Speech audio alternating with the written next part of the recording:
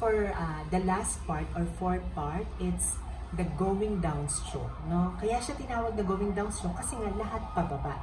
And remember, yung going down stroke, nasa taas siya ng spine, no? Spine.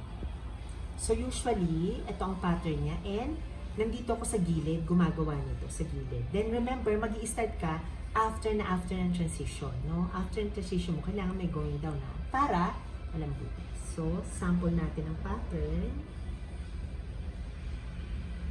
Down. Down.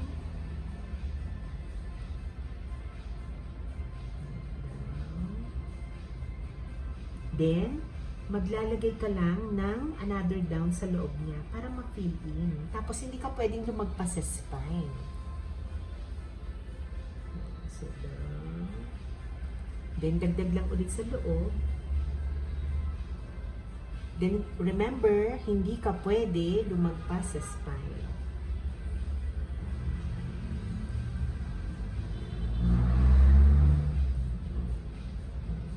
Then, tuloy-tuloy na lang yan hanggang sa ma-feel-in mo hanggang tail.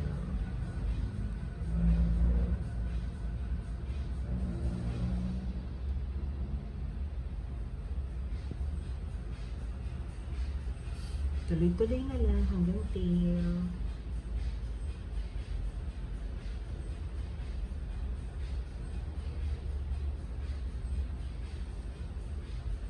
Then, pansin nyo, hindi ko naman minabadali. Huwag nyo mamadaliin yung gawa nyo.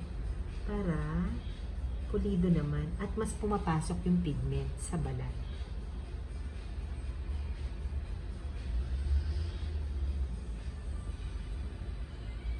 Then, last sa tail, no? So, kailangan ma-fill in nyo hanggang tail.